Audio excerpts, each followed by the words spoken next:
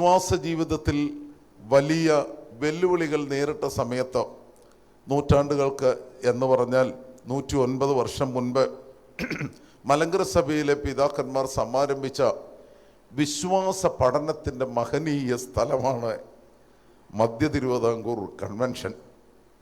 യഥാർത്ഥത്തിൽ മലങ്കര സഭയുടെ വിശ്വാസബോധത്തിലും സ്വാതന്ത്ര്യത്തിലും നിലനിർത്തുവാൻ ഈ പ്രദേശവും തുമ്പവൺ ഭദ്രാസനത്തെ നയിച്ച പരിശുദ്ധ പിതാക്കന്മാരും നൽകിയിട്ടുള്ള സംഭാവനകൾ അതുല്യമാണ്. നമുക്കറിയാവുന്നതുപോലെ ദാനിയന്മാർ ഫീലക്സിനോസ് തിരുമേനിയും പുത്തങ്കാവിലെ കൊച്ചു തിരുമേനിയും ഫിലിപ്പോസ് മാർ യൗസേബ്യൂസ് തിരുമേനിയും കുറിയാക്കോസ് മാർ ക്ലീമിസ് തിരുമേനിയും ഇന്ന് നമുക്ക് നേതൃത്വം നൽകുന്ന സെറാഫീൻ തിരുമേനിയും ഒക്കെ യഥാർത്ഥത്തിൽ അടിസ്ഥാനപരമായി ഈ സഭയുടെ വിശ്വാസ ജീവിതത്തിൽ എപ്രകാരം നമ്മൾ ജീവിക്കണം, നമ്മുടെ കൺവെൻഷൻ്റെ പ്രധാന ചിന്തയുടെ വാക്കുകൾ കടമെടുക്കട്ടെ, വിശ്വസ്തതയുടെ കാവലാൾ ആയി എങ്ങനെ ജീവിക്കണം എന്ന് പ്രബോധിപ്പിക്കുന്ന മനോഹര ചരിത്രമാണ് യഥാർത്ഥത്തിൽ ഈ പുണ്യഭൂമിക്കുള്ളത്. മലങ്കര സഭയുടെ മൺമറഞ്ഞ പിതാക്കന്മാരൊക്കെ പ്രബോധന ശുശ്രൂഷയിലൂടെ ഈ സ്ഥലത്തെ അനുഗ്രഹിച്ചു. അങ്ങനെ ആകമാന മലങ്കര സഭയ്ക്ക് പ്രയോജനകരമായി തീർന്ന മനോഹര സ്ഥലവുമാണിത്. ഓരോ വർഷവും പ്രബോധന ശുശ്രൂഷയ്ക്ക് വേണ്ടി ഒരു പ്രധാന ചിന്താ വിഷയം തിരഞ്ഞെടുക്കുന്നത് പ്രത്യേകിച്ച് മധ്യ തിരുവിതാംകൂർ കൺവെൻഷൻ്റെ പ്രത്യേകതയാണ്. തെസ്സലോനിക്ക ലേഖനം 1 തെസ്സലോനിക്ക ലേഖനം 5 അധ്യായം 24 വാക്യം ആസ്പദമാക്കി അവിശ്വസ്തതയുടെ കാലത്തെ വിശ്വസ്തതയുടെ കാവലാൾ എന്ന മനോഹര വാക്യമാണ് ഈ വർഷത്തെ ചിന്താ വിഷയം. ധന്യനായ പൗലോസ് അപ്പോസ്തലൻ തെസ്സലോനിക്കർക്ക് എഴുതിയ പ്രഥമ ലേഖനം, ആ ലേഖനത്തിൻ്റെ 5 അധ്യായം 24 വാക്യം ഇപ്രകാരമാണ്: വിളിക്കുന്നവൻ വിശ്വസ്തനാകുന്നു, അവൻ അത് നിവർത്തിക്കും. വിളിക്കുന്നവൻ വിശ്വസ്തനാകുന്നു, അവനത് നിവർത്തിക്കും. യഥാർത്ഥത്തിൽ തെസ്സലോനിക്ക സഭയോട് പൗലോസ് അപ്പോസ്തലൻ പറയുകയാണ്, നിങ്ങൾ അനുഭവിക്കുന്ന കഷ്ടപ്പാടിൻ്റെ നടുവിൽ, നിങ്ങൾ അഭിമുഖീകരിക്കുന്ന ജീവിത പ്രതിസന്ധികളുടെ നടുവിൽ പതറിപ്പോകാതെ, ഇടറിപ്പോകാതെ പ്രത്യാശയോടെ ജീവിക്കണമെന്ന് പൗലോസ്ലീഹ ഉത്ബോധിപ്പിക്കുന്നതിൻ്റെ അടിസ്ഥാന സന്ദേശം പൗലോസ്ലീഹ പറയുന്നു. 5 അധ്യായം 24 വാക്യത്തിൽ വിളിക്കുന്നവൻ വിശ്വസ്തനാണ്, അവനത് നിവർത്തിക്കും. യഥാർത്ഥത്തിൽ നമ്മുടെ ചിന്താവിഷയവും ഈ വേദഭാഗവും തമ്മിൽ വ്യാഖ്യാന അർത്ഥതലത്തിലാണ് മഹനീയമായി യോജിക്കുന്നത്. വിളിക്കുന്നവൻ വിശ്വസ്തനാണ് എന്ന ബോധ്യം നമുക്കുണ്ടാകുമ്പോഴാണ് യഥാർത്ഥത്തിൽ വിശ്വസ്തതയുടെ കാവലാളായി അവിശ്വസ്തതയുടെ കാലഘട്ടത്തിൽ ജീവിക്കുവാൻ നമുക്ക് സാധിക്കുന്നത്. ഞാൻ സമയപരിമിതി കൊണ്ട് ഈ വിഷയത്തിൻ്റെ പ്രധാന അർത്ഥതലത്തിലേക്ക്, ഒന്നാമത്തെ ആശയത്തിലേക്ക് കടന്നു വരട്ടെ. അനുഗ്രഹിക്കപ്പെട്ട ദൈവമക്കളെ, നമ്മെ സംബന്ധിച്ചോ വിശുദ്ധ മാമോദീസയിലൂടെ നമ്മൾ ദൈവത്തിൻ്റെ മക്കളായി, നിത്യജീവന്റെ അവകാശികളായി, പരിശുദ്ധാത്മാവിൻ്റെ അഭിഷേകം പ്രാപിച്ചു. എനിക്കും നിങ്ങൾക്കും ഒരു ബോധ്യമുണ്ടാകണം, നമ്മെ വിളിച്ചവൻ വിശ്വസ്തനാണ്. വേദപുസ്തകം പഠിപ്പിക്കുന്ന ഏറ്റവും മനോഹരമായ ആശയവും ഈ വേദഭാഗം പ്രതിധ്വനിപ്പിക്കുന്ന പ്രഥമ ആശയവും അത് തന്നെയാണ്. വിളിച്ചവൻ വിശ്വസ്തനാണ്. കൽദയരുടെ ഊരിൽ അധിവസിച്ച അബ്രഹാമിനെ രക്ഷാകര ചരിത്രത്തിന്റെ ആരംഭമായി സർവശക്തനായി ദൈവം വിളിച്ചു വേർതിരിച്ചിട്ട് സ്വന്തം ദേശത്തെയും പിതൃഭവനത്തെയും ഉപേക്ഷിച്ച് കാണാനുള്ള ഒരു ദേശത്തേക്ക് യാത്ര ചെയ്യുവാൻ അബ്രഹാമിനെ ദൈവം വിളിച്ചു വേർതിരിക്കുകയാണ്. കൽദയരുടെ ഊരിൽ അധിവസിച്ച മനുഷ്യൻ കണ്ടിട്ടില്ലാത്ത ദേശത്തേക്ക് വാഗ്ദത്തത്തിന്റെ അടിസ്ഥാനത്തിൽ, ദൈവം വിളിച്ചതിന്റെ അടിസ്ഥാനത്തിൽ യാത്ര ചെയ്യുകയാണ്. അവിടെയാണ് രക്ഷാകര ചരിത്രം ആരംഭിക്കുന്നത്. പുതിയ നിയമസഭയിലേക്ക് വരുമ്പം നമ്മെ സംബന്ധിച്ചോ നമ്മുടെ രക്ഷാകര ചരിത്രത്തിനെ നമ്മെ വിളിച്ചു വേർതിരിച്ചിരിക്കുന്നതിന്റെ തുടക്കം നാം സ്വീകരിച്ച മാമോദീസയാണ്. എപ്രകാരം പിതാവായ അബ്രഹാമിനെ കൽദയരുടെ ഊരിൽ ദൈവത്തിന്റെ ശബ്ദം രക്ഷാകര പദ്ധതിയുടെ പ്രഥമ വിളിയായി ഭവിച്ചുവോ, അപ്രകാരം തന്നെ യഥാർത്ഥത്തിൽ മാമോദീസ തൊട്ടിയിലൂടെ, സഭയുടെ ഉദരമാകുന്ന മാമോദീസ തൊട്ടിയിലൂടെ ദൈവത്തിന്റെ മക്കളായി നമ്മൾ വിളിക്കപ്പെട്ടിരിക്കുന്നു. ആ ബോധ്യമാണ് സത്യത്തിൽ വിശ്വസ്തതയുടെ കാവലാൾ ആകുന്നതിൻ്റെ ഒന്നാമത്തെ യോഗ്യത. സഹോദരങ്ങളെ, പാലും തേനും ഒഴുകുന്ന വിശാലവും സുന്ദരവുമായ നാട്ടിലേക്ക് അബ്രഹാമിലൂടെ ദൈവം വിളിച്ചു വേർതിരിച്ച മനോഹര സന്ദർഭത്തിലൂടെ രക്ഷാകര പദ്ധതി തുടങ്ങുകയാണ്. യെരൂശലേമിന്റെ ചരിത്രത്തിൽ അബ്രഹാമും അതിനുശേഷം പിതാവായ ഇസഹാക്കും യാക്കോബും ഗോത്രപിതാക്കന്മാരും മിസ്രൈമിലെ അടിമത്തവും 40 വർഷങ്ങളിൽ, പ്രത്യേകിച്ച് നമുക്കറിയാവുന്നത് പോലെ ദീർഘകാലം ചെങ്കടൽ കടന്ന് മരുഭൂമിയിലൂടെ പ്രയാണം ചെയ്ത് പാലും തേനും ഒഴുകുന്ന വിശാലവും സുന്ദരവുമായ ദേശത്തെത്തിച്ചേരുന്നു. യഥാർത്ഥത്തിൽ പഴയ നിയമത്തിലെ രക്ഷാകര പദ്ധതിയുടെ ഒരു ചുരുക്ക വിവരണം അതാണ്. എന്നാൽ ഞാനും നിങ്ങളും മനസ്സിലാക്കുന്ന വളരെ വ്യക്തമായ യേശുക്രിസ്തു അധിഷ്ഠിതമായിരിക്കുന്ന രക്ഷയുടെ അടിസ്ഥാനം, അതിനെക്കുറിച്ചുള്ള ഒരു ബോധ്യം നമുക്കുണ്ടാകണം.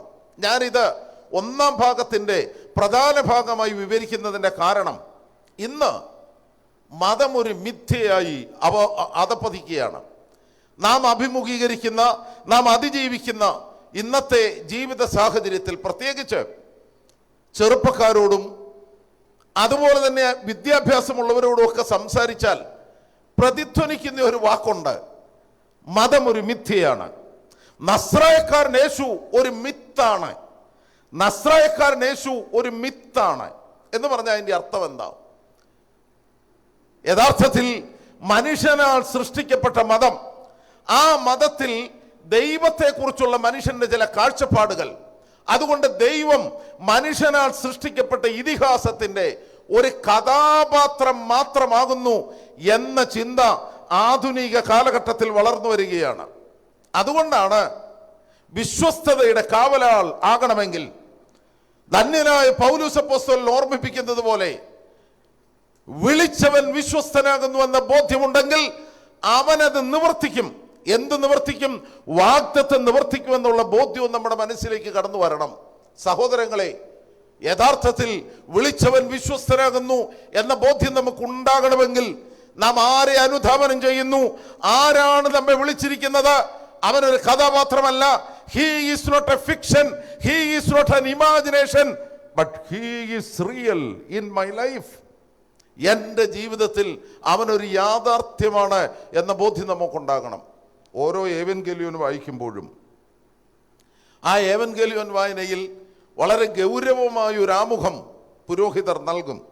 അതിൽ പറയുന്നു, നമ്മുടെ കർത്താവും നമ്മുടെ രക്ഷകനും നമ്മുടെ ദൈവവുമായ യേശു മശിഹയുടെ മനുഷ്യാവതാര കാലഘട്ടത്തിൽ ഇവ ഇപ്രകാരം. അപ്പൊ യേശു നമുക്ക് ആരാണ്? നമ്മെ വിളിച്ചവൻ ആരാണ്? അവൻ നമ്മുടെ കർത്താവാണ്, നമ്മുടെ രക്ഷകനാണ്, നമ്മുടെ ദൈവമാണ്. ഈ ബോധ്യം വിശ്വാസ ജീവിതത്തിൽ ഉണ്ടാകണം. ഞാൻ അല്പം വിശദീകരിക്കട്ടെ. 2 കാര്യങ്ങൾ പ്രധാനമായി ഞാൻ പറയുന്നു. നസ്രായക്കാരൻ യേശു ഒരു കഥാപാത്രമല്ല, ഒരു ഭാവനയല്ല, ഒരു മിത്തല്ല എന്നത് ആധുനിക ലോകം മനസ്സിലാക്കേണ്ടതിന് വിശുദ്ധ ലൂക്കോസിന്റെ സുവിശേഷം 2-ാം അധ്യായം 7-ാം വാക്യത്തിൽ ധന്യനായ ലൂക്കോസ് എവൻഗേലിയോസ്ത വിവരിച്ചു, അവൾ ആദ്യജാതനെ പ്രസവിച്ചു, ശീലകൾ ചുറ്റി വഴിയമ്പലത്തിൽ സ്ഥലമില്ലായികയാൽ ബാക്കി തന്നെ പശുത്തൊട്ടിയിൽ കിടത്തി. പൗലോസ് അപ്പോസ്തലൻ വളരെ വ്യക്തമായി തെസ്സലോനിക്കക്കാരോട് പറയുന്നു, യഥാർത്ഥത്തിൽ വിളിക്കുന്നവൻ വിശ്വസ്തനാകുന്നു, അവനത് നിവർത്തിക്കും. വിളിക്കുന്നവൻ വിശ്വസ്തനാകുന്നു എന്നത്, അല്ലെങ്കിൽ നമ്മെ വിളിച്ചു വേർതിരിച്ചവൻ, അതൊരു ഭാവനയല്ല, അതൊരു കഥാപാത്രമല്ല, മറിച്ച് ചരിത്രത്തിൽ ജനിച്ച്, ചരിത്രത്തിൽ ജീവിച്ച്, ഈ ചരിത്രത്തിന്റെ ഭാഗമായി ചരിത്രത്തെ സൃഷ്ടിച്ച് ചരിത്രത്തിനപ്പുറമായി നിലകൊള്ളുന്നവനാണ് നമ്മുടെ കർത്താവും നമ്മുടെ ദൈവവും നമ്മുടെ രക്ഷകനുമായ യേശു മശീഹ. സഹോദരങ്ങളെ, ലൂക്കോസ് എവൻഗേലിയോസ്ത എല്ലാം സൂക്ഷ്മമായി ചിത്രീകരിച്ചു. ലൂക്കോസ് എവൻഗേലിയോസ്ത മറ്റ് ഏവൻഗേലിയോസ്തന്മാരെക്കാൾ ഉപരി ചരിത്രപരമായി വ്യക്തമായി അദ്ദേഹം കാര്യങ്ങൾ വിവരിച്ചു. അതുകൊണ്ട് നസ്രായക്കാരൻ യേശുവിൻ്റെ ജനനത്തെക്കുറിച്ച് വിവരിച്ചപ്പോൾ അന്നത്തെ കൈസർ അഗസ്തൂസ് കൈസറുടെ പേർ വഴി ചാർത്തപ്പെടുന്ന സെൻസസ് എടുക്കുന്നതിനെ കുറിച്ച് വിവരിച്ചു. അതോടൊപ്പം തന്നെ യേശു ക്രിസ്തുവിന്റെ ചരിത്രം വിവരിച്ചപ്പോൾ അന്ന് യഹൂദ്യയുടെ ഗവർണർ പൊന്തിയോസ് പീലാത്തോസ് ആയിരുന്നു എന്ന് വ്യക്തമായി സുവിശേഷത്തിൽ എഴുതി. അതോടൊപ്പം തന്നെ അന്ന് യഹൂദ്യയിലെ രാജാവ് ഹേരോദാവായിരുന്നു എന്നതും ചരിത്രപരമായി ലൂക്കോസ് എവൻഗേലിയോസ് രേഖപ്പെടുത്തി. എന്തുകൊണ്ടാണ് ലൂക്കോസ് എവൻഗേലിയോസ്? അദ്ദേഹം ഒരു ചരിത്രകാരൻ തന്നെയാണ്. By profession he was a physician. അദ്ദേഹം ഒരു ഡോക്ടറാണ്. എന്നാൽ വേദപുസ്തക രചന നോക്കിയാൽ മനോഹരമായ ചരിത്രം, അത് ചരിത്രത്തിന്റെ ക്രൊണോളജിക്കൽ ഓർഡറിൽ വ്യക്തമായി പ്രതിപാദിച്ചത് ലൂക്കോസാണ്. അതുകൊണ്ടാണ് ക്രിസ്തുവിന്റെ സംഭവം സുവിശേഷത്തിലും അപ്പോസ്തോല പ്രവർത്തികളിൽ യഥാർത്ഥത്തിൽ അപ്പോസ്തോലിക സഭയുടെ ചരിത്രവും ലൂക്കോസ് എഴുതി. തുടക്കം തന്നെ ശ്രീമാനായ തെയോഫിലോസേ എന്ന് പറഞ്ഞുകൊണ്ട് തൻ്റെ സ്നേഹിതനെ അഭിസംബോധന ചെയ്ത് ചരിത്രപരമായി യേശു ക്രിസ്തുവിനെ അവതരിപ്പിച്ചു. ഞാൻ നിങ്ങൾ മനസ്സിലാക്കേണ്ട, നമ്മൾ വിശ്വസിക്കുന്ന, നമ്മളെ വിളിച്ചു വേർതിരിച്ചിരിക്കുന്ന സർവശക്തനായ ദൈവം ചരിത്രത്തിനപ്പുറമാണ്, ചരിത്രത്തിന് അതീതമാണ്. എന്നാൽ ചരിത്രത്തിൽ ജനിച്ച് ജീവിച്ചവനാണ്. ഒരു കഥാപാത്രമല്ല, ഒരു പ്രത്യേക രൂപമല്ല, ഒരു നോവലിൽ മനുഷ്യന്റെ ദൈവചിന്തയ്ക്ക് അനുസൃതമായി ക്രമീകരിച്ചിരിക്കുന്ന ഒരു രൂപമല്ല, മറിച്ചവൻ ചരിത്രത്തിൽ ജീവിച്ചതാണ്. യെശയ്യാ പ്രവചനം 7-ാം അധ്യായം 7-ാം വാക്യത്തിൽ ഇപ്രകാരം പറയുന്നു: കന്യക ഗർഭിണിയായ ഒരു മകനെ പ്രസവിക്കും, അവന് ദൈവം നമ്മോടുകൂടെ എന്നർത്ഥമുള്ള, ദൈവം നമ്മോടുകൂടെ എന്നർത്ഥമുള്ള ഇമ്മാനുവേൽ എന്ന് പേർ വിളിക്കപ്പെടും. അതുകൊണ്ടാണ് പ്രവചന നിവൃത്തിയാണ് ഈ ജനനം എന്നത് സത്യമാക്കാനാണ് ആവർത്തിച്ച് കന്യക നസ്രായക്കാരൻ യേശുവിന് ജന്മം കൊടുത്തു എന്ന സത്യം സുവിശേഷകർ പ്രതിപാദിച്ചത്. രണ്ടാമത് അതിനോട് ചേർത്ത് ഞാനൊന്ന് പറയുകയാണ്. ലൂക്കോസ് എവൻഗേലിയോസ് തന്നെ വ്യക്തമായി നസ്രായക്കാരൻ യേശു കരം കൊടുത്തതിനെ കുറിച്ച് പറയും. ഞാൻ ആ വേദഭാഗം വളരെ ചുരുക്കി പറയാം. പത്രോസ്ലീഹായുടെ അരികെ കരം പിരിക്കുന്നവർ ചെന്നിട്ട് ചോദിച്ചു, നിന്റെ ഗുരു കരം കൊടുത്തിട്ടുണ്ടോ? യേശുവിന്റെ അരികിൽ പത്രോസ് വന്ന് കരം പിരിവുകാർ കരം ചോദിച്ചു വന്നു എന്ന് പറഞ്ഞു. അപ്പോൾ യേശു ക്രിസ്തു പറഞ്ഞു, നിത്യനായ ദൈവത്തിന്റെ പുത്രൻ എന്ന നിലയിൽ കരം കൊടുക്കേണ്ട ആവശ്യമില്ല. എന്നാൽ ഇടർച്ച വരുത്താതിരിക്കാൻ നീ കടലിലേക്ക് എന്ന് ചൂണ്ടലിട്ടൊരു മത്സ്യത്തെ പിടിക്കുക, അതിന്റെ വാ പിളർന്ന് എനിക്ക് നിനക്ക് വേണ്ടിയുള്ള ചതുർദ്രഹ്മപ്പണം കരമായിട്ട് കൊടുക്കുക. ഞാനിതിൻ്റെ ആത്മീയ അർത്ഥതലത്തെക്കാൾ ഉപരി ഇതിനൊരു ചരിത്രപരമായ അർത്ഥമുണ്ട്. ആരാണ് കരം കൊടുക്കുന്നത്? Who paid the tax? Tax പേ ചെയ്യുന്നത് സിറ്റിസൺ ആണ്.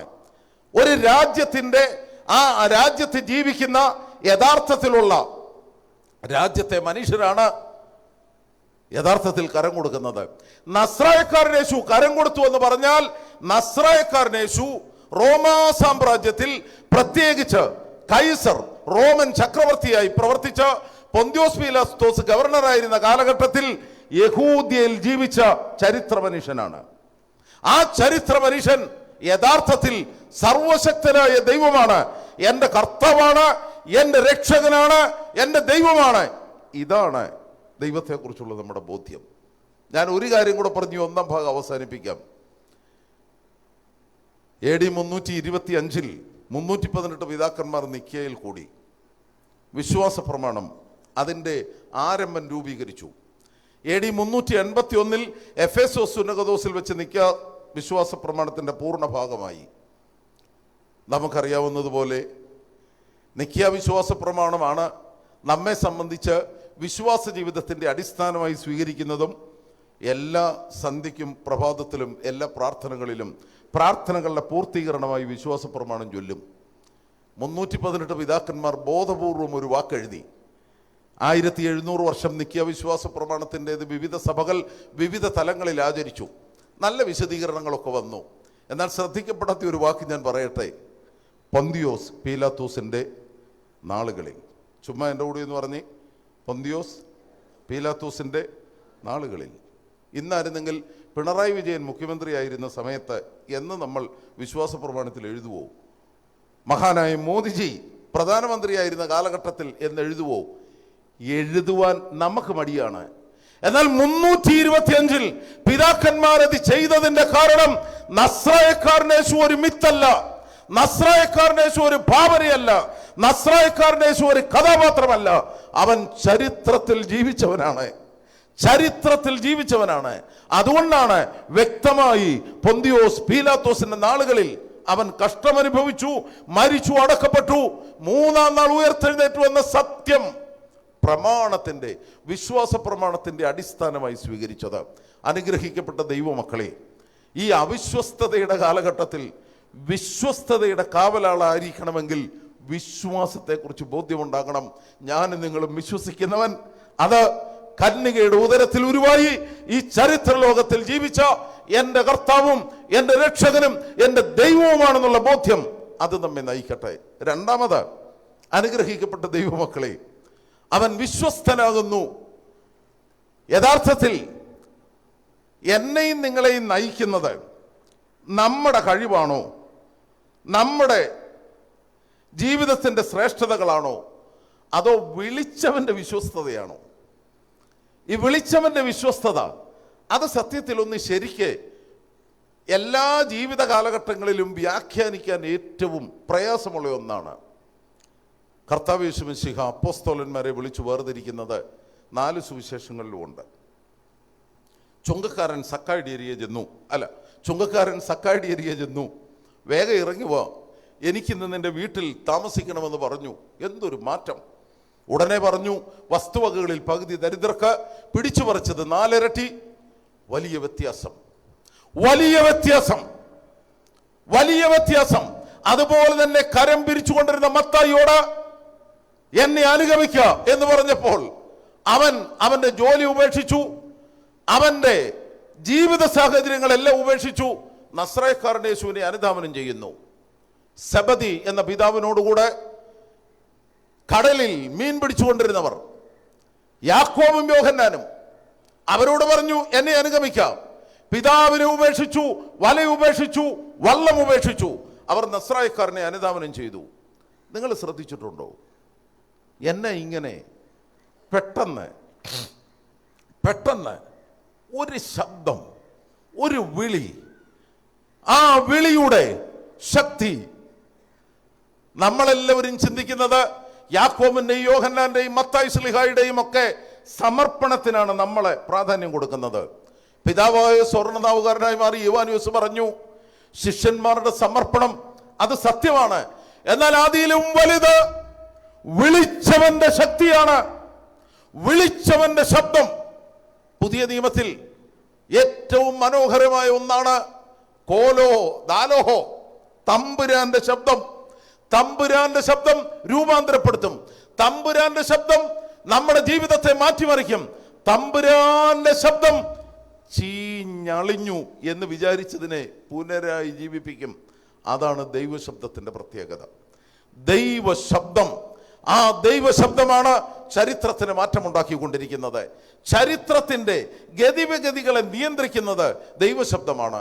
യഥാർത്ഥത്തിൽ സഹോദരങ്ങളെ, ഈ തെസലോനിക്ക സഭയെ സംബന്ധിച്ച് അവരനുഭവിക്കുന്ന അതിന് ഒരു ചെറിയ വിവരണം ഞാനത് പറയുന്നത്, ഈ വേദഭാഗം പ്രത്യേകിച്ച് നമ്മളിതൊരു ചിന്താവിഷയമായി എടുത്തതുകൊണ്ട് ഈ വേദഭാഗം ഒന്ന് മനസ്സിലാകണമല്ലോ. അപ്പോസ്തല പ്രവൃത്തി 17-ാം അധ്യായം 1 മുതൽ 19 വരെയുള്ള വാക്യങ്ങളിൽ തെസലോനിക്ക സഭയുടെ ആരംഭത്തെക്കുറിച്ച് ധന്യനായ പൗലോസ് അപ്പോസ്തലൻ പറയുന്നുണ്ട്. പൗലോസ് അപ്പോസ്തലനും ശീലാസും തീമോത്തിയോസും കൂടെ 2ാം മിഷണറി യാത്രയുടെ സമയത്താണ് തെസലോനിക്കയിൽ ചെല്ലുന്നത്. തെസലോനിക്കയിൽ ചെല്ലാനുള്ള കാരണം അവിടെ യഹൂദന്മാരുടെ ഒരു പള്ളി ഉണ്ടായിരുന്നു. അവിടെ യഹൂദന്മാരുടെ ഒരു ഉറങ്ങുകയാണു യഹൂദന്മാരുടെ ഒരു ഇപ്പം കേരളത്തിലെ എല്ലാവർക്കും ഇപ്പം ഈ തോമാസ് ലീഹയുടെ പാരമ്പര്യമൊക്കെ ഭയങ്കര ഇഷ്ടമാണ്. മാർത്തോമാസ് ലീഹയുടെ സിംഹാസനവും മാർത്തോമാസ് ലീഹയുടെ പാരമ്പര്യവും ഒക്കെ പോർട്ടുഗീസുകാരുടെ വരവ് മുതൽ വളരെ പുച്ഛഭാവത്തോടെ കണ്ടവരൊക്കെ ഇപ്പോൾ പറയുന്ന ഞങ്ങളെല്ലാം ഇരിക്കുന്നത് തോമസ് ലീഹയുടെ സിംഹാസനത്തിലാണെന്നാണ്. അത്രയും നന്നായി, അത്രയും ഒരു മാറ്റം വന്നല്ലോ എന്നോർത്ത് സന്തോഷിക്കാം. എന്നാൽ ചിലരെങ്കിലും പറയുന്നുണ്ട് തോമസ് ലീഹ ഇവിടെ വന്നിട്ടില്ല, കനായിത്തോമം വന്നത് തെറ്റിദ്ധരിച്ചു തോമസ് ലീഹ ആണെന്ന് പറഞ്ഞെന്ന് ചിലർ പറയുന്നുണ്ട്. നിങ്ങൾക്കറിയാവോ, പത്രോസ് ലീഹ റോമിൽ ചെന്നു എന്ന് പറയുന്നത് ഒരു ഐതിഹ്യമാണ്. അച്ഛൻ പറഞ്ഞ വാക്കന്ന ഒരു ഐതിഹ്യമാണ്. 12 അപ്പോസ്തലന്മാർ വിവിധ സ്ഥലങ്ങളിൽ സുവിശേഷം അറിയിച്ചു എന്ന് പറയുന്നതിന് ചില ചരിത്രരേഖകളുണ്ട്. എന്നാൽ അതിലൊക്കെ വലുതാണ് തോമാസ് ലീഹ ഭാരതത്തിൽ വന്നു എന്നതിൻ്റെ തെളിവ്. അതിലെ ഏറ്റവും മനോഹരമായ, ഞാൻ ഇത് ചേർത്ത് പറയുക, തെസലോനിക്കയിൽ ധന്യനായ പൗലോസ് അപ്പോസ്തലൻ ചെന്നതിനെ കുറിച്ച് അപ്പോസ്തല പ്രവൃത്തി 17 അധ്യായം 1 മുതൽ 9 വരെയുള്ള വാക്യങ്ങളിൽ പറയുമ്പോൾ ആമുഖമായി പറയുന്നു, അവിടെ യഹൂദന്മാർക്ക് ഒരു പറയുന്നു അവിടെ യഹൂദന്മാർക്കൊരു ഈ കേരളത്തിലും തോമസ് ലീഹ വന്നതിന് അങ്ങനെ ഒരു കാരണം കൂടി ഉണ്ട് കേട്ടോ. ഇവിടെ യഹൂദന്മാർക്ക് ഒരു പള്ളി ഉണ്ടായിരുന്നു. ഇവിടെ യഹൂദന്മാർക്ക് ശലോമോൻ രാജാവിന്റെ കാലഘട്ടം മുതൽ യഥാർത്ഥത്തിൽ ഈ കേരളവുമായി മധ്യപൂർവ്വ ദേശത്തിന് വ്യാപാര ബന്ധമുണ്ട്. മഹാനായ അശോകൻ ഭാരതത്തിന്റെ ചക്രവർത്തിയായിരിക്കുമ്പോൾ അദ്ദേഹത്തിന്റെ ഇഡിക്റ്റുകൾ, അതിൽ അദ്ദേഹം പാലവി ഭാഷ ഉപയോഗിച്ചു എന്നത് ഭാരത ചരിത്രം പറയുകയാണ്. ഞാനീ പറഞ്ഞതിൻ്റെ അർത്ഥം, ഭൗതികമായി വ്യത്യസ്ത തെളിവുകൾ, യാത്രാ സൗകര്യങ്ങൾ, അതുപോലെ തന്നെ വ്യാപാര ബന്ധങ്ങൾ, ഇതെല്ലാം ഒന്ന് വിശകലനം ചെയ്താൽ യേശു ക്രിസ്തുവിന്റെ കാലഘട്ടത്തിന് മുൻപ് തന്നെ ഭാരതവുമായി മധ്യപൂർവ്വ ദേശത്തിന് പലസ്തീൻ നാടിന് ബന്ധമുണ്ട്. അതുകൊണ്ടാണ് എസ്തേറിന്റെ പുസ്തകത്തിൽ ഈ ഭാരതത്തെ വിശദീകരിക്കുന്നു. ഹിന്ദുദേശം എന്നാ ദേശം? സിന്ധു നദി തീരത്തുള്ള, അതിനെ കിഴക്കുള്ള ഭാഗമായി വിശദീകരിക്കുന്നു ഹിന്ദുദേശം. സത്യത്തിൽ കർത്താവ് ഒരു മിഥ്യയല്ല എന്നൊന്നാമത് ഞാൻ പറയുമ്പം, രണ്ടാമത് എനിക്ക് അറിയാതെ ഇതിനോട് ചേർത്ത് ഞാൻ പറയുക, മക്കളെ, തോമസ് ലീഹയും ഒരു മിഥ്യയല്ല കേട്ടോ. എന്നാ ഞാൻ പറഞ്ഞേ ഈ വിശ്വസ്തതയുടെ കാവലാൾ എന്നതിനെ ഒത്തിരി വ്യാഖ്യാനിക്കാം.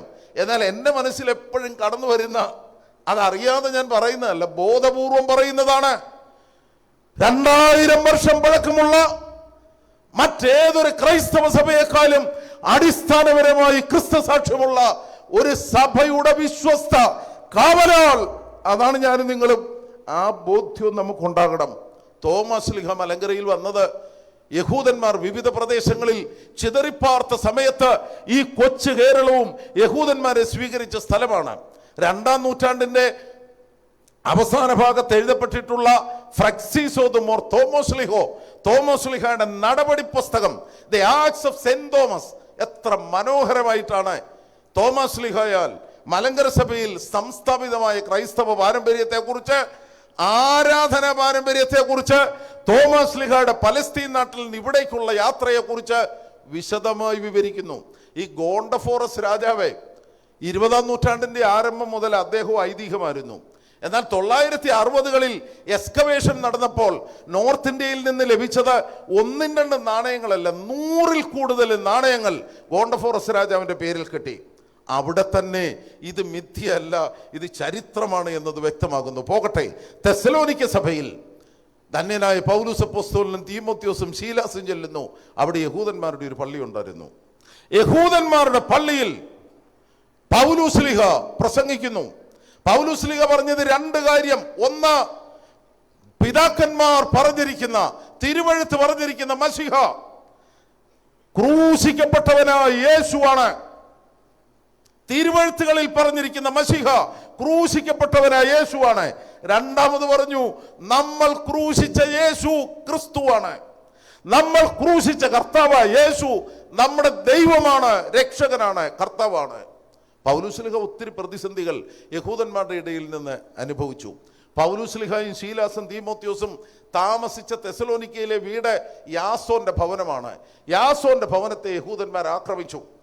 ശക്തമായി പൗലൂസിനെയും ശീലാസിനെയും കിട്ടാഞ്ഞിട്ട് യാസോനെ പിടിച്ചു കെട്ടി ബന്ധനസ്ഥനാക്കി.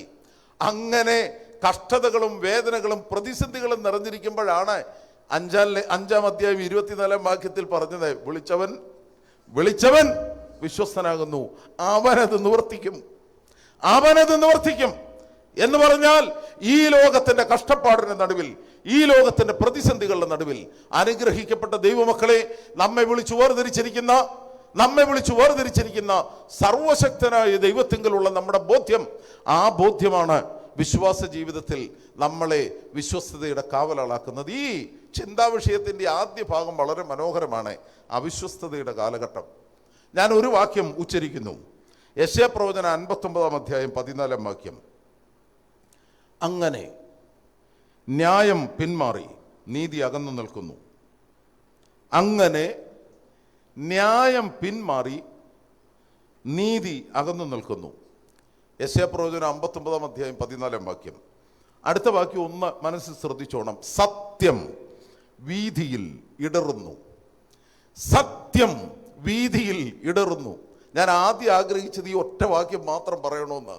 സത്യം വീതിയിൽ ഇടറുന്നു. Truth is fallen in the street. Truth is fallen in the street. സത്യം വീതിയിൽ ഇടറുന്നു, നേരിന് കടപ്പാൻ കഴിയുന്നതുമില്ല.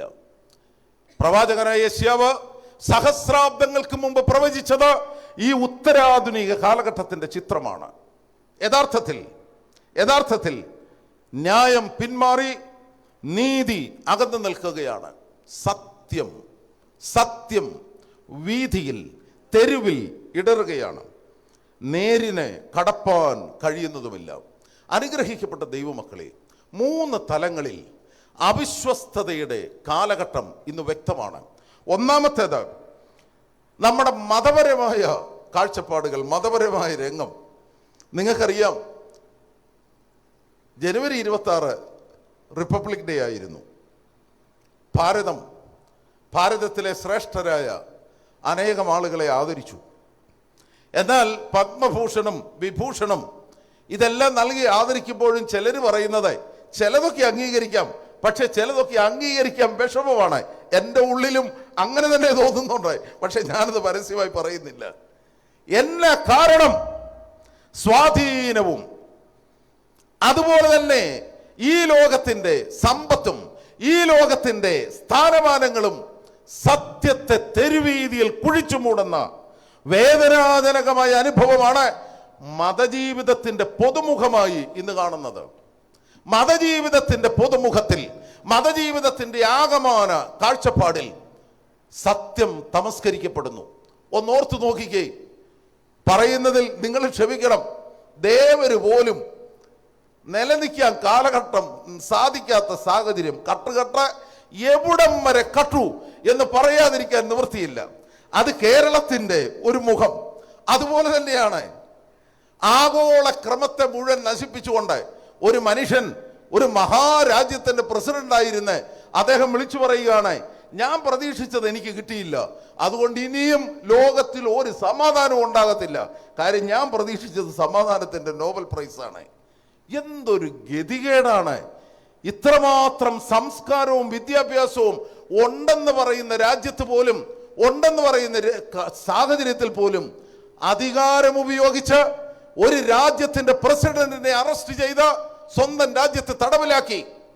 നോബൽ സമ്മാനം കിട്ടിയ സ്ത്രീയോട് ആവശ്യപ്പെട്ട് അവരുടെ നോബൽ സമ്മാനം, നമ്മൾ ഓർക്കണം, പറയാൻ പോലും നാണിക്കുന്ന കാര്യങ്ങൾ ഇന്ന് സമൂഹത്തിൽ നടന്നുകൊണ്ടിരിക്കുകയാണ്. അധികാരത്തിന്റെ ദുർവിനിയോഗം, മതജീവിതത്തിന്റെ ആത്മാർത്ഥതയില്ലാഴിക. ആരാധനയുണ്ട്, പക്ഷെ അനുസരണമില്ല.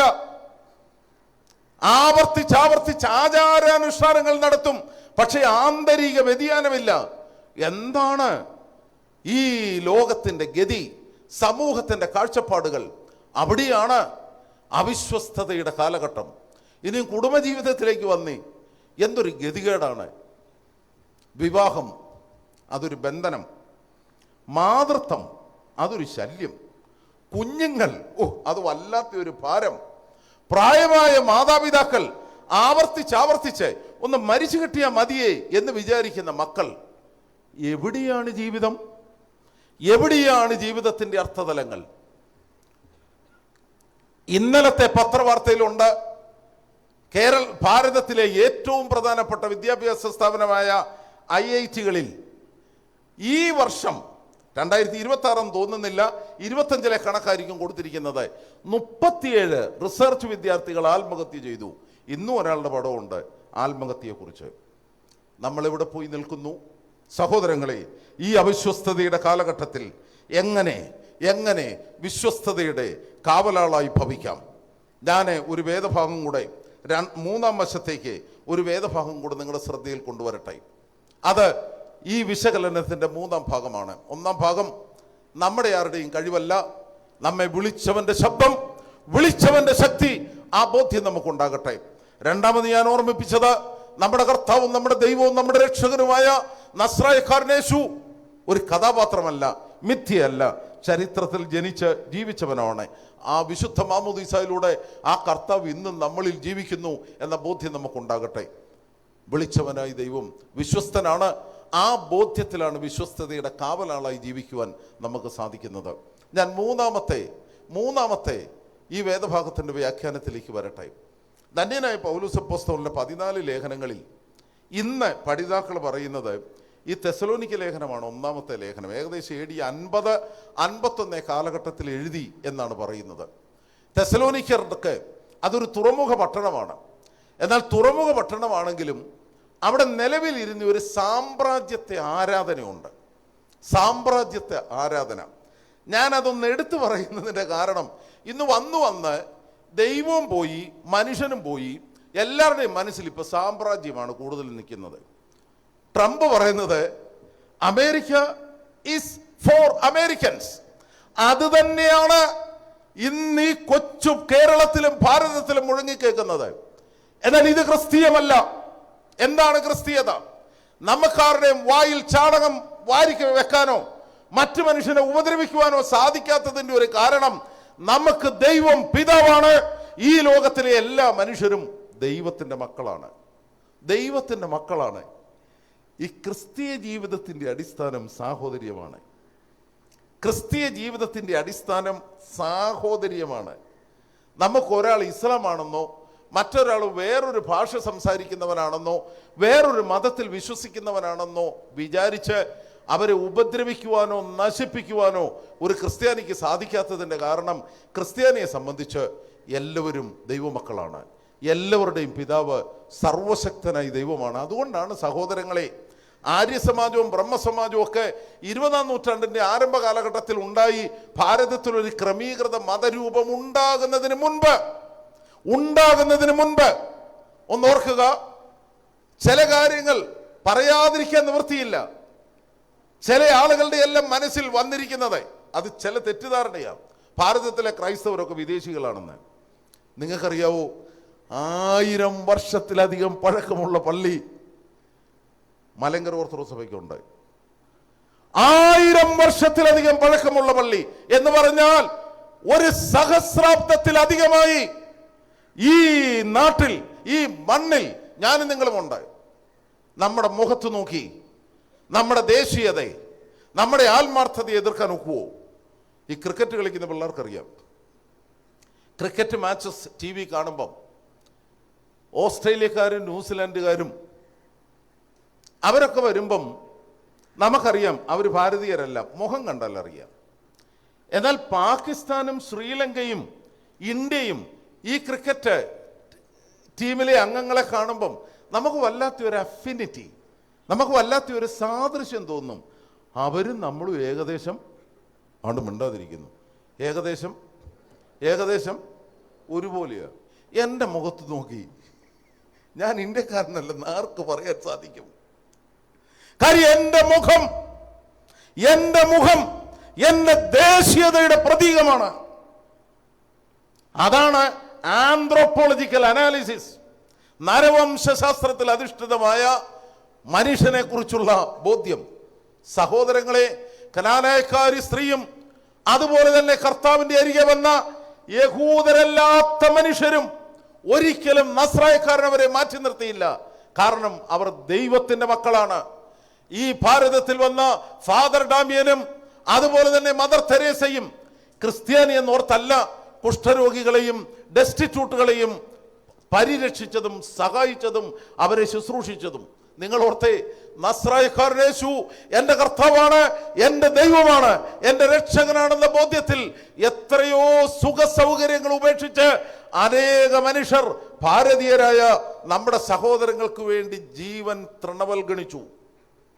കാരണം നമ്മൾ സഹോദരങ്ങളാണ്. ഭാരതത്തിലെ സർവ്വവർഗീയതയും തീരും. ഇവിടുത്തെ ചില രാഷ്ട്രീയ നേതാക്കളും ചില പ്രത്യേക സംഘടനകളിലെ ടീച്ചേഴ്സും ഒക്കെ പ്രസംഗം തുടങ്ങുന്നതിന് മുമ്പേ 2 വാക്ക് പറഞ്ഞാൽ മതി. 2 വാക്ക്. ഇവിടുത്തെ വലതുപക്ഷവും ഇടതുപക്ഷവും തീവ്ര മതസംഘടനകളും 2 വാക്ക് ഈ ബഹുസ്വരതയുടെ നടുവിൽ അവർ വിളിച്ചു പറഞ്ഞാൽ മതി. നമ്മൾ ഭാരതീയരാണ്, നമ്മൾ സഹോദരങ്ങളാണ്. അത് പറയാൻ ബോധ്യമുണ്ടെങ്കിൽ അവിടെയാണ് യഥാർത്ഥത്തിൽ വിശ്വസ്തതയും ആത്മീക ജീവിതത്തിൻ്റെ അടിസ്ഥാനം വരുന്നത്. സഹോദരങ്ങളെ, നമുക്ക് തുടങ്ങാം. നമ്മൾ സഹോദരങ്ങളാണ്, നമ്മൾ ഭാരതീയരാണ്. അത് യഥാർത്ഥത്തിൽ മലങ്കര സഭ ഒരു കൊച്ചു സഭയെങ്കിലും ഈ ഭാരതത്തിൽ ഉയർത്തിപ്പിടിക്കുന്ന ഏറ്റവും ശ്രേഷ്ഠമായ വശമാണ്. ഞാൻ എൻ്റെ മൂന്നാം ഭാഗത്തേക്ക് വരട്ടെ. ഈ വേദഭാഗത്തിൻ്റെ തെസ്സലോനിക്ക സഭയിൽ സാമ്രാജ്യത്വം അത് പ്രത്യേകിച്ച് റോമാ സാമ്രാജ്യത്തിൻ്റെ കെട്ടുറപ്പിന് വേണ്ടി ചക്രവർത്തിമാർ കൊണ്ടുവന്ന ഒരു ചിന്തയാണ് മതം, ദൈവം, ഇതിനേക്കാളൊക്കെ ഉപരിയാണ് സാമ്രാജ്യം. എന്നാൽ സത്യത്തിൽ ലോകത്തിൽ അതിർവരമ്പുകൾ, സാമ്രാജ്യത്തിൻ്റെ വേലിക്കെട്ടുകൾ, ഇതിനൊക്കെ അപ്പുറമായി ലോകം മനുഷ്യർക്ക് വേണ്ടി ദൈവം നിർമ്മിച്ചതാണ്. അമേരിക്കക്കാരും ആഫ്രിക്കക്കാരും ഏഷ്യക്കാരും എല്ലാവരും ദൈവത്തിൻ്റെ മക്കളാണ് എന്ന വിശ്വസ്വാഹോദര്യത്തിലേക്ക് കടന്നു വരണം. യഥാർത്ഥത്തിൽ ഭാരതീയ സനാതന ധർമ്മം അതുതന്നെയാണ്. അതുകൊണ്ടാണ് മഹർഷിമാർ ചൊല്ലിയത് ഏകം സത് വിപ്ര ബഹുദം വദന്തി. ഒന്നായ സത്യത്തെ പണ്ഡിതന്മാർ വ്യത്യസ്തമായി വ്യാഖ്യാനിക്കുന്നു. സത്യത്തിൽ നമ്മളെല്ലാവരും ഭാരതീയരാണ്, നമ്മളെല്ലാവരും സഹോദരങ്ങളാണ്. ശലോമോൻ യെരൂശലേം ദേവാലയം പണിതതിന് ശേഷം യെരൂശലേം ദേവാലയത്തെ പ്രതിഷ്ഠിച്ചുകൊണ്ട് ശലോമോൻ ഒരു പ്രാർത്ഥന നടത്തി. ആ പ്രാർത്ഥനയിൽ ശലോമോൻ പറഞ്ഞു, എൻ്റെ ദൈവമേ, ഈ ദേവാലയത്തിലേക്ക് മനപ്രയാസത്തോടെയും ദുരിതങ്ങളോടുകൂടെയും കഷ്ടതകൾ അനുഭവിച്ചും ആളുകൾ കടന്നു വരുമ്പോൾ അവരുടെ പ്രാർത്ഥനയും അവർ ദൈവസന്നിധിയിൽ തിരുസന്നിധിയിൽ സമർപ്പിക്കുന്ന അപേക്ഷകളും അഭയയാചനകളും അവിടുന്ന് സ്വീകരിക്കണമേ. അതിന് മറുപടിയായി ദൈവം പറഞ്ഞൊരു വാക്യമുണ്ട്. അതാണ് ഈ വേദഭാഗം വ്യാഖ്യാനിക്കാൻ വേണ്ടി മൂന്നാമത് ഞാൻ എടുക്കുന്ന വാക്യം. രാജാക്കന്മാരുടെ 1-ാം പുസ്തകം 9-ാം അധ്യായം 4-ാം വാക്യം. രാജാക്കന്മാരുടെ 1-ാം പുസ്തകം 9-ാം അധ്യായം 4-ാം വാക്യം. ഇതേ വാക്യം തന്നെ 2 ദിനവൃത്താന്തം 7:16 ഉണ്ട്. 2 ദിനവൃത്താന്തം 7:16. രാജാക്കന്മാരുടെ 1-ാം പുസ്തകം ഉറങ്ങുകയാണോ? രാജാക്കന്മാരുടെ 1-ാം പുസ്തകം 9-ാം അധ്യായം 4-ാം വാക്യം. എന്നെ ഇപ്പം അച്ഛൻ പറഞ്ഞേ. വരട്ടെ, വേണ്ട, ഞാൻ ചോദിച്ചത് അതല്ല. ഇപ്പം ഞാൻ പറഞ്ഞ തന്നെ യെരൂശലേം ദേവാലയം ശലോമോൻ പണിതു, ദൈവസന്നിധിയിൽ സമർപ്പിച്ചു കഴിഞ്ഞ് പ്രാർത്ഥിക്കുകയാണ്, ദൈവമേ, തിരുസന്നിധിയിൽ ഈ ദേവാലയത്തിൽ വന്ന് ആളുകൾ അവരുടെ വിഷമങ്ങളും പ്രയാസങ്ങളും അഭയയാതനകളും അപേക്ഷകളും സമർപ്പിക്കുമ്പം നീ അത് കേൾക്കണമേ. അപ്പം യഹോവയാൻ ദൈവം തൻ്റെ വിശ്വസ്തത ലോകത്തിന് പ്രകാശിപ്പിച്ചുകൊണ്ട് ശലോമോനോട് പറയുന്ന ഒരു വാക്കുണ്ട്, എൻ്റെ കണ്ണും, എൻ്റെ കൂടി എന്ന് പറഞ്ഞ് ശരിക്ക് പറ, എൻ്റെ കണ്ണും എൻ്റെ ഹൃദയവും എല്ലായ്പ്പോഴും ഇവിടെ ഇരിക്കും. ഒന്നുകൂടെ പറഞ്ഞ്, എൻ്റെ കണ്ണും എൻ്റെ ഹൃദയവും എല്ലായ്പ്പോഴും ഇവിടെ ഇരിക്കും. ഇതാണ് സഹോദരങ്ങളെ, അത് കേവലം യെരൂശലേം ദേവാലയത്തിൽ മാത്രമല്ല, നമ്മുടെ പള്ളികളിൽ മാത്രമല്ല, മറിച്ച് നാം അധിവസിക്കുന്നിടത്ത് ദൈവത്തിൻ്റെ നല്ല സാക്ഷ്യം നമുക്ക് സാധിച്ചാൽ, അതാണ് ഈ വേദഭാഗത്തിൻ്റെ 2-ാം വശം. വിളിക്കുന്നവൻ വിശ്വസ്തനാകുന്നു, അവനത് നിവർത്തിക്കും. ചരിത്രം പഠിച്ചാൽ അറിയാം, സർവശക്തനായ ദൈവം യഥാർത്ഥത്തിൽ എല്ലാ പ്രതിസന്ധികളെയും അതിജീവിച്ച് ദൈവസന്നിധിയിൽ നിലകൊള്ളുവാൻ നമ്മളെ പ്രാപ്തരാക്കി. ഇതിൻ്റെ മനോഹര ഉദാഹരണം പരിശുദ്ധ കന്യകമറിയാമാണ്. നിങ്ങൾ നോക്കിക്കേ, ശലോമോനോട് ദൈവം പറഞ്ഞു, എൻ്റെ കണ്ണും എൻ്റെ ഹൃദയവും എല്ലായ്പ്പോഴും ഇവിടെ ഇരിക്കും. സത്യത്തിൽ നമ്മളൊക്കെ ജീവിക്കുന്നത് സമർത്ഥരായ ഭരണകർത്താക്കൾ ഉള്ളത് കൊണ്ടോ ഈ ലോകത്തിൻ്റെ കണ്ടുപിടുത്തങ്ങളും നേട്ടങ്ങളും അതൊക്കെയാണ് നമ്മുടെ മനസ്സിലെ ചിന്തകൾ. എന്നാൽ അതിലപ്പുറമായി സർവശക്തനായി ദൈവം നയിക്കുന്നു എന്ന ബോധ്യമുണ്ടാകണം. 11-ാം സങ്കീർത്തനം 3-ാം വാക്യത്തിൽ ദാവീദിൻ്റെ ഒരു നിലവിളിയുണ്ട്, അടിസ്ഥാനം കുലുങ്ങിയാൽ നീതിമാൻ എന്ത് ചെയ്യും? 125-ാം സങ്കീർത്തനം 1-ാം വാക്യത്തിൽ യഥാർത്ഥത്തിൽ അതിനൊരു ഉത്തരം കിട്ടുന്നുണ്ട്. യഹോവയിൽ ആശ്രയിക്കുന്നവർ കുലുങ്ങാതെ എന്നേക്കും നിലനിൽക്കുന്ന സിയോൻ പർവ്വതം പോലെ. നിങ്ങൾ ഈ ഉച്ച സമയമായതുകൊണ്ട് നിങ്ങളുടെ ശ്രദ്ധയൊന്നും കിട്ടാൻ വേണ്ടി ഒന്ന് രണ്ട് കുഞ്ഞു വാക്കുകൾ പറയുക. അതെൻ്റെ കൂടി ഒന്ന് പറയണേ. ഇങ്ങോട്ട് നോക്കിക്കേ, ചിലർ കണ്ണടയ്ക്കുന്നുണ്ടാ. ഇങ്ങോട്ട് നോക്കിക്കേ. ഭയപ്പെടരുത്, പറ. തകരരുത്, ഓടരുത്. എന്നൊക്കെയാ പറഞ്ഞേ? ഭയപ്പെടരുത്, പറ. പിന്നെ എന്നെ രണ്ടാമത് പറഞ്ഞേ? തകരരുത്, പിന്നെ എന്നെ ഓടരുത്. അടുത്ത വാക്ക് എന്നാന്നോ? സത്യത്തിൽ. അവിടെയാണ് ഈ വാക്യത്തിന്റെ അർത്ഥം പൂർണ്ണമാകുന്നത്. വിളിച്ചവൻ വിശ്വസ്തനാകുന്നു. അനുഗ്രഹിക്കപ്പെട്ട ദൈവമക്കളെ, ഭയപ്പെടരുത്. ഈ ലോകത്ത് എന്ത് തന്നെ സംഭവിച്ചാലും, അടിസ്ഥാനങ്ങളിൽ ഇളകിയാലും, പ്രതിസന്ധികൾ രൂക്ഷമായാലും, അവിശ്വസ്തതയുടെ സാധ്യതകൾ അനസ്യൂതമായി വർദ്ധിച്ചാലും, ഓർക്കുക, ഭയപ്പെടരുത്. ഈ അമ്മയുടെ അരികെ വന്ന് മാലാഖ പറയുന്നു, കൃപ നിറഞ്ഞവളെ, നിനക്ക് ദൈവം വന്ന് എപ്പോഴും പറയുമ്പോഴും ഭയപ്പെടേണ്ട എന്ന് പറയും. എന്നെ പറയും? ഭയപ്പെടേണ്ട. അതുകൊണ്ടാണ് ഏവെങ്കിലും വായിക്കുമ്പോഴും മറ്റെല്ലാ ശുശ്രൂഷകളിലും ഈ ഭയം ആവർത്തിച്ച് വരുന്നുണ്ടായി. ഭയപ്പെടേണ്ട, ഞാൻ നിന്റെ ദൈവമാണ്, നിന്റെ കൂടെ ഉണ്ട്. ഇങ്ങോട്ട് നോക്കിക്കേ. യഥാർത്ഥത്തിൽ മാലാഖ വന്ന് മറിയാമിനോട് പറഞ്ഞു, കൃപ നിറഞ്ഞവളെ, നിനക്ക് സമാധാനം, ദൈവത്തിൻ്റെ ആത്മാവ് നിന്റെ മേൽ വരും, നീ ഗർഭം ധരിച്ചൊരു മകനെ പ്രസവിക്കും, അവന് ദൈവം നമ്മോടുകൂടെ എന്നർത്ഥമുള്ള. മറിയാമിന് വേണമെങ്കിൽ പിൻവാങ്ങി പോകാം പ്രതിസന്ധികളെ ഓർത്ത്. കാരണം യഹൂദ നിയമപ്രകാരം പാളയത്തിന് പുറത്തൊരു കൽക്കൂമ്പാരമായി മറിയ തീരും. എന്നാൽ മറിയയുടെ വാക്കത്ര ശക്തം. ഇതാ ഞാൻ കർത്താവിൻ്റെ ദാസി, നിന്റെ ഇഷ്ടം പോലെ എനിക്ക് ഭവിക്കട്ടെ. സമയക്കുറവുകൊണ്ട് ഞാൻ ആ മാതൃക മാത്രം പറയുന്നു. അഭിമുഖീകരിച്ച് അതിജീവിച്ച ഏറ്റവും മനോഹര മാതൃക പരിശുദ്ധ കന്യക മറിയമാണ്. ഞാനിപ്പോൾ പറഞ്ഞത് അഭിമുഖീകരിച്ച് അതിജീവിച്ച മഹനീയ മാതൃക. അതുകൊണ്ട് സഹോദരങ്ങളെ, വിശ്വസ്തതയുടെ കാവലാളായി നിലകൊള്ളുവാൻ നമുക്ക് സാധിക്കണമെങ്കിൽ ഭയപ്പെടരുത്. ഞാൻ പറഞ്ഞേ? ഭയപ്പെടരുത്, പിന്നെ എന്നെ ഭയപ്പെടരുത്, ഇടരരുത്. എന്നാ പറഞ്ഞേ? ഇടരരുത്, ഓടരുത്. അതിന് 3 അർത്ഥമുണ്ട് കേട്ടോ. ഇന്ന് പലരും തകർന്നു പോകുന്നത്, ആത്മഹത്യ ചെയ്യുന്നത്, ഇതൊക്കെ പ്രതിസന്ധികളെ അഭിമുഖീകരിക്കാൻ സാധിക്കാത്തത് കൊണ്ടാണ്. അവസാനിപ്പിക്കട്ടെ. സർവശക്തനായ ദൈവം നമ്മെ വിളിച്ചിരിക്കുന്നത് വിജയികളാകാനല്ല, അതോടൊപ്പം തന്നെ പ്രശസ്തരാകാനല്ല, അതോടൊപ്പം തന്നെ സമ്പന്നരാകാനല്ല, മറിച്ച് വിശ്വസ്തരാകാൻ. ഒന്നുകൂടെ പറഞ്ഞേ. ദൈവം വിളിച്ചിരിക്കുന്നത് വിജയികളാകാൻ അല്ല, പ്രശസ്തരാകാൻ അല്ല, സമ്പന്നരാകാൻ അല്ല, പിന്നെ എന്നെ വിശ്വസ്തരാകാൻ വിളിച്ചിരിക്കുന്നു. ഒന്നുകൂടെ പറഞ്ഞേ. ദൈവം വിളിച്ചിരിക്കുന്നത് വിജയികളാകാനല്ല, പ്രശസ്തരാകാനല്ല, സമ്പന്നരാകാനല്ല, മറിച്ച് വിളിച്ചിരിക്കുന്നത് വിശ്വസ്തരാകാൻ. ഞാൻ ഇപ്പൊ പറഞ്ഞ അല്ല എന്ന് 3 കാര്യം പറഞ്ഞു.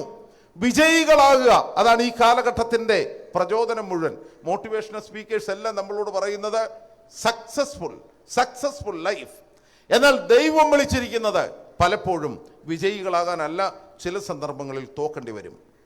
ദൈവം വിളിച്ചിരിക്കുന്നത് എപ്പോഴും പ്രശസ്തരായിരിക്കാൻ, എല്ലാവരും അംഗീകരിക്കപ്പെടുവാൻ എന്ന് മാത്രം ചിന്തിക്കരുത്.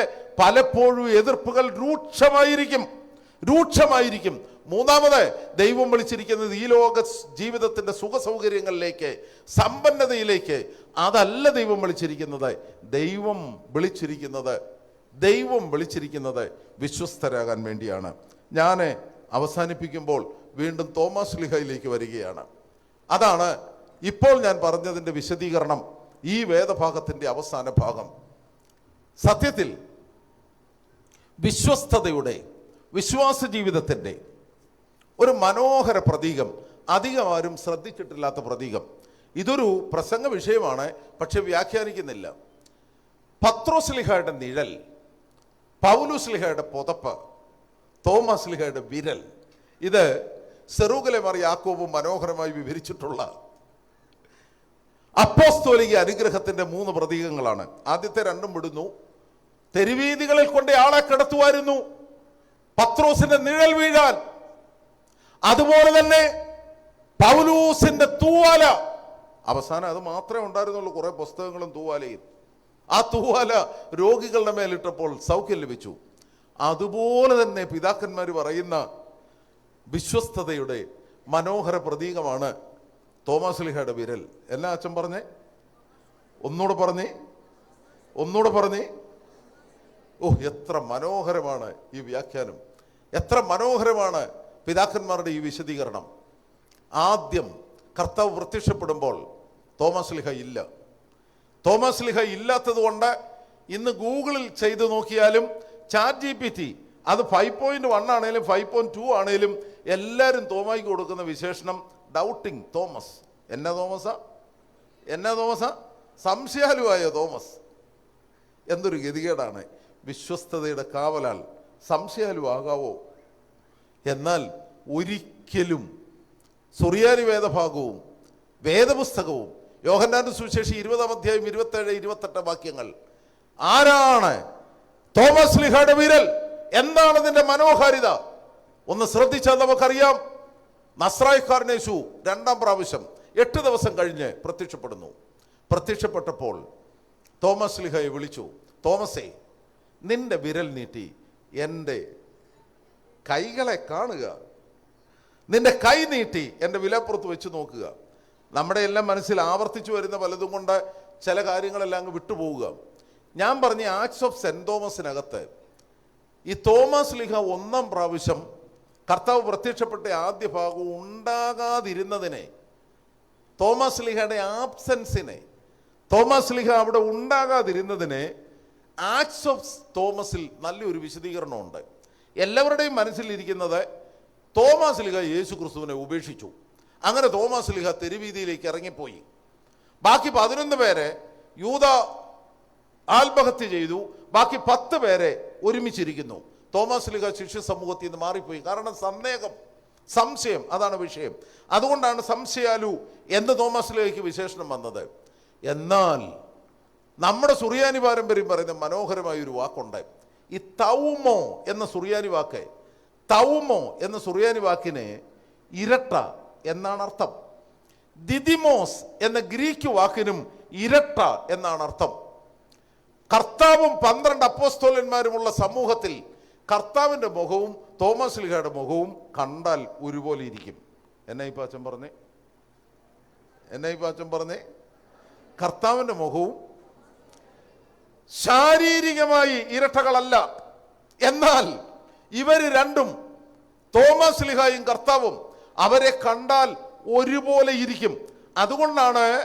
അതുകൊണ്ടാണ് തോമാശ്ലീഹയ്ക്ക് അപ്പോസ്തോലിക സമൂഹത്തിൽ ഇരട്ട എന്ന പേര്. ഈ ആക്ട്സ് ഓഫ് സെന്റ് തോമസിൽ ആവർത്തിച്ച് തോമായുടെ മുഖം, നസ്രായക്കാരൻ്റെ രൂപം ഇത് ഒരുപോലെ എന്ന് ആവർത്തിച്ച് പറയുന്നു. ഇനി ഞാൻ പറയുന്നത് കേൾക്കണേ, ശരിക്ക് കേൾക്കണം. കർത്താവ് ഉയർത്തെഴുന്നേറ്റ് കഴിഞ്ഞ് പ്രത്യക്ഷപ്പെടുമ്പം തോമാശ്ലീഹ ഉണ്ടായിരുന്നെങ്കിൽ ബാക്കി എന്നാ? കർത്താവ് പ്രത്യക്ഷപ്പെട്ടു, കർത്താവ് അപ്രത്യക്ഷനുമായി. അപ്പോസ്തലന്മാരെല്ലാം പറയുന്നു നമ്മുടെ കർത്താവ് ഉയർത്തെഴുന്നേറ്റു, എനിക്ക് പ്രത്യക്ഷപ്പെട്ടു.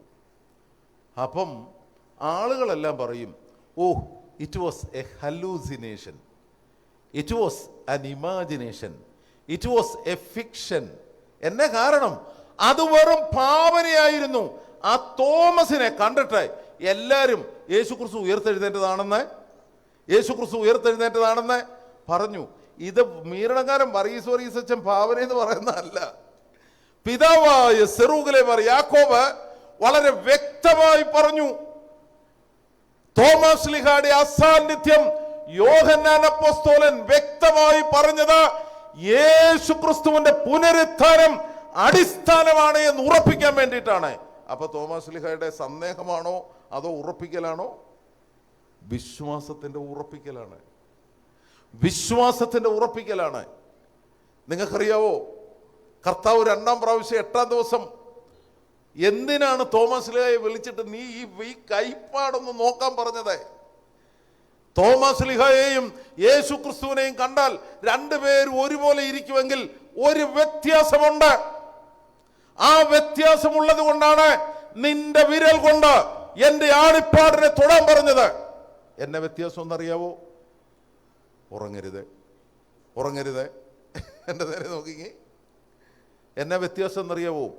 മുറിവുള്ളവൻ യേശുവും മുറിവില്ലാത്തവൻ പറവാക്കി ഒന്നുകൂടെ പറ.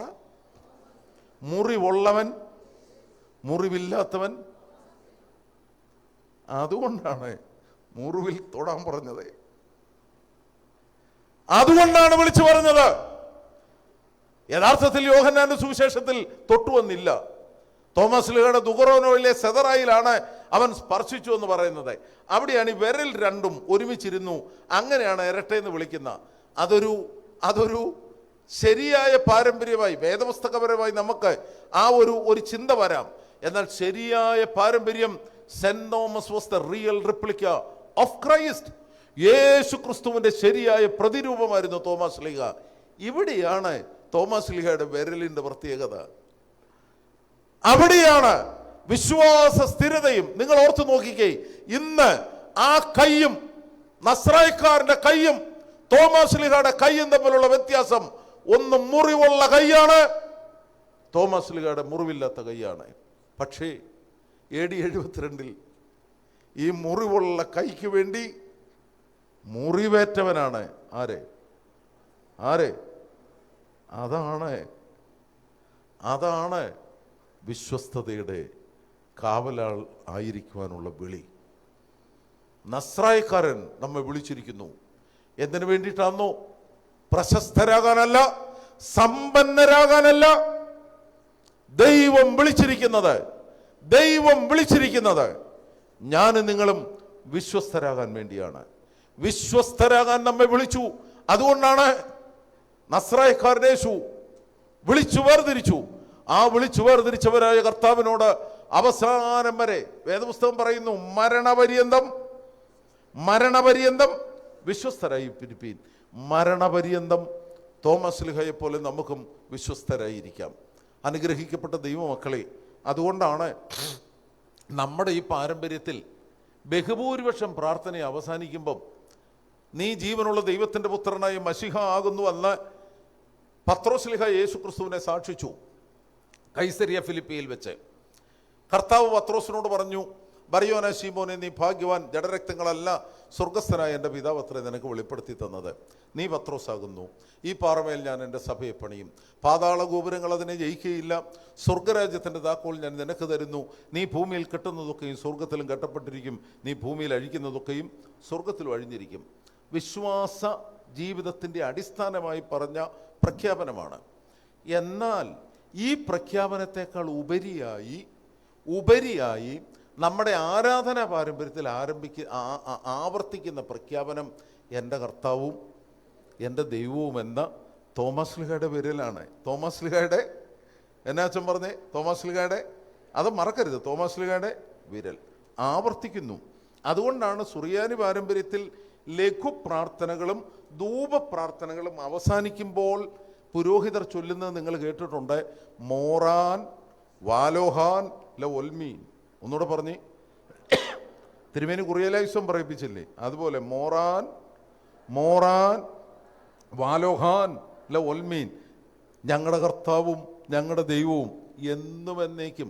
കാര്യം തോമസ് ലീഹയ്ക്ക് പട്ടയില്ലെന്നും അദ്ദേഹം പുരോഹിതൻ പോലും അല്ലെന്നും ഒക്കെ അബദ്ധവശാൽ പറഞ്ഞവരെ നൂറ്റാണ്ടുകളായി ചൊല്ലുന്നതാണ് ഞങ്ങളുടെ കർത്താവും ഞങ്ങളുടെ ദൈവവും എന്നും എന്നേക്കും. അനുഗ്രഹിക്കപ്പെട്ട ദൈവമക്കളെ, വിളിച്ചവൻ്റെ ശക്തിയാണ് വിശ്വസ്തതയുടെ അടിസ്ഥാനം. എന്നാ ഞാൻ പറഞ്ഞേ? വിളിച്ചവൻ്റെ ശക്തിയാണ് വിശ്വസ്തതയുടെ അടിസ്ഥാനം. വിശുദ്ധ മാമോദീസായിലൂടെ തമ്പുരാൻ നമ്മെ വിളിച്ചു വേർതിരിപ്പിച്ചു. നാം ദൈവത്തിൻ്റെ മന്ദിരമാണ്, ദൈവത്തിൻ്റെ മക്കളാണ്, നിത്യജീവൻ്റെ അവകാശികളാണ്, പരിശുദ്ധാത്മാവിൻ്റെ അഭിഷേകം പ്രാപിച്ചവരാണ്. രണ്ടാമത് ഞാൻ ഓർമ്മിപ്പിച്ചു, നമ്മെ വിളിച്ചവൻ വിശ്വസ്തനാണ്. നമ്മെ വിളിച്ചവൻ വിശ്വസ്തനാണ്. അബ്രഹാമിൽ തുടങ്ങി പരിശുദ്ധ കന്യകമറിയാമിൽ വരെ തുടരുന്ന രക്ഷാകര പദ്ധതിയിൽ വിളിച്ചവനായി ദൈവം എല്ലാ പ്രതിസന്ധികളെയും അതിജീവിക്കുവാൻ നമ്മെ പ്രാപ്തരാക്കുന്നു. മൂന്നാമത് ഞാൻ ഓർമ്മിപ്പിച്ചത്, ശലോമോൻ രാജാവിനോട് സർവശക്തനായി ദൈവം തൻ്റെ വാഗ്ദത്തം വിളിച്ചറിയിച്ചു. എൻ്റെ കണ്ണും എൻ്റെ ഹൃദയവും എല്ലായ്പ്പോഴും ഇവിടെ ഇരിക്കും. അടിസ്ഥാനങ്ങൾ കുലുങ്ങിയേക്കാം, ലോകത്തിൻ്റെ ഗതിവിഗതികൾ മാറ്റിയേക്കാം, എന്നാൽ ജീവിക്കുന്നവനായി ദൈവം എല്ലാ പ്രതിസന്ധികൾക്കും അപ്പുറമായി ഈ ചരിത്രത്തിൽ എന്നും ജീവിക്കുന്നു. കർത്താവിൻ്റെ ഹൃദയവും കർത്താവിൻ്റെ കണ്ണും അത് നമ്മുടെ ഹൃദയമാകുന്ന ദേവാലയത്തിൽ, പരിശുദ്ധ സഭയിൽ, ഈ ചരിത്ര ലോകത്തിൽ നിലനിൽക്കുന്നു. സർവശക്തനായി ദൈവം നമ്മുടെ പിതാവാണ്. എല്ലാവരും വിശ്വാസിയും അവിശ്വാസിയും നിരീശ്വരവാദി പോലും ദൈവത്തിൻ്റെ മകനാണ്, സഹോദരരാണ്. ഈ ബോധ്യം നമ്മെ നയിക്കണം. സഹോദരങ്ങളെ, എല്ലാറ്റിലും ഉപരി കർത്താവിന് വേണ്ടി വിശ്വസ്തതയുടെ കാവലാളായിരിക്കണമെങ്കിൽ മരണപര്യന്തം വിശ്വസ്തരായിരിക്കണം. അതിന് നമ്മുടെ സഭാ പാരമ്പര്യത്തിൽ നിന്ന് ഞാൻ പറഞ്ഞ മാതൃക നിങ്ങൾ ഓർക്കുക. നസ്രായക്കാരനെ സാക്ഷിച്ച, എൻ്റെ കർത്താവാണ്, എൻ്റെ ദൈവമാണ് എന്ന് സാക്ഷിച്ച ധന്യനായ തോമാസ് ശ്ലീഹ, അദ്ദേഹം വിളിച്ചു പറഞ്ഞു, മുറിവുള്ളവൻ നസ്രായക്കാരനും മുറിവില്ലാത്ത കൈ മാർത്തോമാ ശ്ലീഹയുടേതുമാണ്. എന്നാൽ മുറിവുള്ളവന്റെ കയ്യിൽ സ്പർശിച്ചവൻ, മുറിവിനെ തൊട്ടവൻ, മുറിവിനെ കണ്ടവൻ മുറിവേൽക്കുവാൻ തയ്യാറായി മരണപര്യന്തം വിശ്വസ്തനായി നിലകൊണ്ടു. ദൈവം നമ്മെ വിളിച്ചിരിക്കുന്നത് പ്രശസ്തരാകുവാനല്ല, ദൈവം നമ്മെ വിളിച്ചിരിക്കുന്നത് സമ്പന്നരാകുവാനല്ല. ദൈവം നമ്മെ വിളിച്ചിരിക്കുന്നത് വിശ്വസ്തരാകാനാണ്. വിശ്വസ്തരായി വിശ്വസ്തതയുടെ കാവലാളന്മാരായി ജീവിക്കുവാൻ സർവശക്തനായ ദൈവം കരുണ നൽകട്ടെ. എൻ്റെ വാക്കുകൾ ഉപസംഹരിക്കുന്നു, പ്രാർത്ഥിച്ച് അവസാനിപ്പിക്കാം. കാഴ്ചയിതിൽ കർത്താവേ നിൻ തിരുവുള്ളം തുഷ്ടിപ്പെട്ടു, നല്ല മരീച്ചോർ പുണ്യപേ